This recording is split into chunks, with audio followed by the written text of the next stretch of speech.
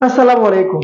মমিনুল হক কালকে খুব দুঃখের সাথে জানাইছে যে বাংলাদেশের যেন কোনো টেস্ট প্লেয়ার জন্ম না নেয়, কোনো টেস্ট প্লেয়ার যেন না খেলে, কোনো টেস্ট প্লেয়ার যেন না আসে। এই কথাটা ভাই সত্যিকার অর্থে অনেক গভীরতা, অনেক গভীরতা। আকবর আলী সেঞ্চুরিটা নিয়েও কথা বলবো। এনসিএল চলতেছে রাজশাহী এবং বগুড়া।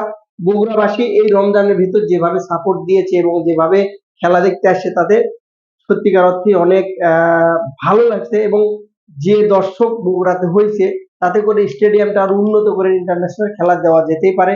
যেহেতু সরকার বিএনপি, সো সেদিক থেকে বিবেচনা করলে বগুড়াবাসী হয়তো বা কিছুটা কিছু ফল বা কিছু না কিছু ইন্টারন্যাশনাল ম্যাচ পাইলেও পাইতে পারে। এমনিতে অবহেলিত 17 বছর ধরে বগুড়া। পয়েন্টে যেটা যে টেস্ট প্লেয়ার আসতে না করলেন কেন মমিনুল, একটা দুঃখের বিষয় কি জানেন, নিজের কাছে আমি আমার ব্যক্তিগত দিক থেকেও অনেকদিন যাবৎ খেলাধুলা নিয়ে কথাবার্তা বলি, ভালো লাগে নিজের ব্যক্তিগত দিক থেকে। তো খেলাধুলা নিয়ে কথা বলতে অনেক কিছু জানা আছে এখন। টেস্ট প্লেয়ার বাংলাদেশে না আসাটা সত্যিকার অর্থে মমিনুলের যে কথাটা, মমিনুলের কথা অনুসারে না আসাটা সত্যি দরকার। কারণ টেস্ট তকমাটা শেষ করে দেয়। আপনি যদি বাইরের দেশগুলোতে তাকান, সেখানে যদি আপনি পূজারার দিকে তাকান, আপনি যদি একসময় রাহানির দিকে যদি তাকান ভারতের দিকে, আপনি যদি আবার ফহাদ আলমের দিকে তাকান পাকিস্তানে, সাদ শাকিলের দিকে যদি তাকান, যদিও শেষে পিএসএল এ দল পাইছে। এই যে নামগুলো বললাম, মমিনুল হকের দিকে যদি তাকান, আপনি সাদমানের দিকে যদি তাকান, এই যে নামগুলো বললাম, এরা আপনি চিন্তা করে দেখেন কতটা ট্যালেন্টেড ক্রিকেটার। সিদ্ধেশ্বর পূজারা সকালে নামলে 2 দিন আউট করা যায় না কিন্তু। ইউনুস খান যদি 2 দিনে নামতো, মানে রাখে, আমি ঢাকায় গেছিলাম, ঢাকা থেকে আসে দেখি ও খেলতেছে, 2 দিন পরেও 200 রান বাংলাদেশের সাথে।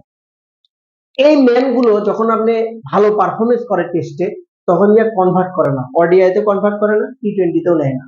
এই যে ক্যারিয়ারটা, এই যে টেস্ট তকমাটা দিলেন, দেওয়ার পরে বিপিএল এ চান্স পায় না, ঘরোয়া লিগে চান্স পায় না, টি20তে চান্স পায় না, টি10 এ চান্স পায় না, বাইরে কোনো লিগ খেলাতে চান্স পায় না, বাইরে কোনো জায়গার যে একটা আইপিএল বলে, পিএসএল বলে, বললো কোনো লিগ বলে, সেখানে যে চান্স পাবে সেই সুযোগটাও লাইফে আসে না। এমনকি বিপিএল এ সাদমানের মতো ক্রিকেটার যে এক টেস্টে তিন তিন সিরিজে, অর্থাৎ 3টা ম্যাচ টেস্টের ভেতরে প্রায় তিনটাতে 50 রান করছে, সে সাদমানকে বিপিএল এর সুযোগ দেওয়া হয় না। স্ট্রাইক রেটটা যথেষ্ট ভালো, অ্যাবিলিটি আছে, পাওয়ার রেটিং আছে, ফিটনেস আছে, সবকিছু থাকা সত্ত্বেও মমিনুলের হক যে টেস্টের নাম্বার 1 ব্যাটার বলা চলে বাংলাদেশে এখন পর্যন্ত, তাকে কিন্তু ওয়ানডেতে সুযোগ দেওয়া হয় না, কিন্তু তার অ্যাবিলিটি দেখা হয় না, চেক করা হয় না। এই জন্য ব্যক্তিগত দিক থেকে মমিনুলের সাথে আমি একমত যে টেস্ট প্লেয়ার বাংলাদেশে না আসাটাই ভালো। এবং টেস্ট প্লেয়ার যদি না আসে বাংলাদেশে, যে এরকম অন্তত টেস্ট তকমা দিয়ে ঘরোয়া লিগ এবং আদার যেগুলো লিগ আছে তাদেরকে খেলানো হয় না,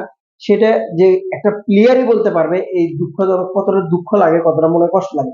আমার এবার সবচেয়ে খারাপ লাগছে বিপিএল এ যখন সাদমানকে না নিয়েছে। সাদমানের মধ্যে সে অ্যাবিলিটি আছে এবং সাদমান নিয়ে নেওয়ার পরে তাকে একটা ম্যাচও খেলানো হলো না, বিসিবি থেকেও খেলানো হলো না, তাকে একটা সুযোগ দেওয়া হলো না, হয়তো সুযোগ পাইলেও সে মাঠে নামতে পারে নাই। 2টা ম্যাচ ছিল, 2টা ম্যাচ মাঠে নামতে পারে, নিজেকে প্রমাণ করতে পারে নাই। তাহলে টেস্ট ক্রিকেটটা বাংলাদেশে কিন্তু ধ্বংসের দ্বার প্রান্তে কিন্তু পৌঁছে যাবে।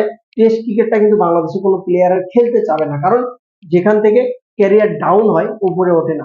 6 মাস পরে একটা টেস্ট হয়, সেই টেস্টেতে যদি পারফরমেন্স করতে পারেন পরের টেস্ট থাকবেন, নয়তো বা থাকবেন না। এবং পরবর্তীতে বিপিএল এ নেওয়া হয় না, পরবর্তীতে ঘরোয়া লিগে নেওয়া হয় না, পরবর্তীতে এনসিএল এ নেওয়া হয় না, ওয়ানডেতে নেওয়া হয় না। মমিনুল হক ওয়ানডেতে সুযোগ দিয়েছেন, 80 রানের একটা ইনিংস খেলে দিয়েছেন, কত সুন্দর একটা ইনিংস। আপনি আকবরকে সুযোগ দিয়েছেন, আকবর আলী 100 করে দিয়েছে। হয়তো বা ন্যাশনাল টিমের সামনে যে পাকিস্তানের সিরিজ আছে, সেখানে আকবর আলীকে আমরা দেখতে পাবো। আকবরকে আরো পরিপক্ক সুন্দরভাবে পৌঁছানোর জন্য বিসিবিকে অনেক ধন্যবাদ। এবং আকবর যেভাবে পাওয়ার হিটিংও করতে পারে, ওয়ানডে টেস্ট 3 ফরম্যাটে সুন্দরভাবে নিজেকে মেলে ধরতে পারবে এবং ক্যাপ্টেন কুল বলা চলে, ক্যাপ্টেন্সি তার অ্যাবিলিটিটা অন্যরকম অ্যাবিলিটি। সেঞ্চুরিটাও কিন্তু এনসিএল এ করেছে।